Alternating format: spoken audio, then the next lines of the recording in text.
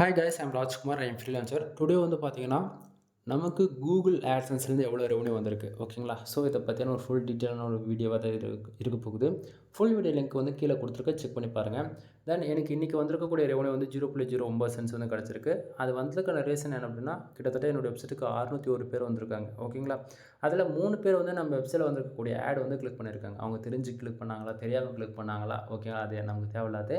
So 3 பேர் ஆடு click பண்ணதால் நமக்கு 0.09 சென்ட்ஸ் வந்து நமக்கு வந்து கிடச்சிருக்கு, சரிங்களா?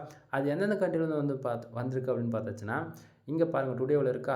தென் இந்தியா, மலேசியா, யுனைடெட் அரபி எஸ்டிமேட்ஸில், தென் ஃப்ரான்ஸ் அண்ட் சவுதி அரேபியாவில் பார்த்தாச்சுன்னா, ஜஸ்ட் ஃபார் இந்தியாவில் வந்து மட்டும்தான் நமக்கு 590 பேர் வந்திருக்காங்க. அதில் 3 ஆடுகளுக்கு நடந்திருக்கு, சரிங்களா?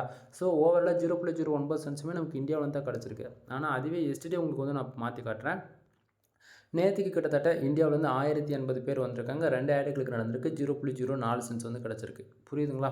ஸோ இது போல தான் ஒவ்வொரு நாளும் நமக்கு வரக்கூடிய ரெவன்யூஸ் வந்து சுவிட்ச் ஆகிக்கிட்டே இருக்கும். தென் இதை பற்றி ஒரு ஃபுல் டீட்டெயிலான ஒரு வீடியோ ஆல்ரெடி நம்ம ஃபுல் வீடியோவாக நம்ம கொடுத்துருக்கோம், ஒரு 10 மினிட்ஸ்க்கு மேலே. அதை செக் பண்ணி பாருங்கள், ஓரளவுக்கு ஐடியா கிடைக்கும். நான் கொடுக்கக்கூடிய இன்ஃபர்மேஷன் உங்களுக்கு பிடிச்சிருக்குன்னா சேனலுக்கு வந்து சப்ஸ்கிரைப் பண்ணி சப்போர்ட் பண்ணுங்கள். எனவே தேங்க்யூ ஃபார் வாட்சிங். ப்ளீஸ் சப்ஸ்கிரைப் பண்ணுங்கள்.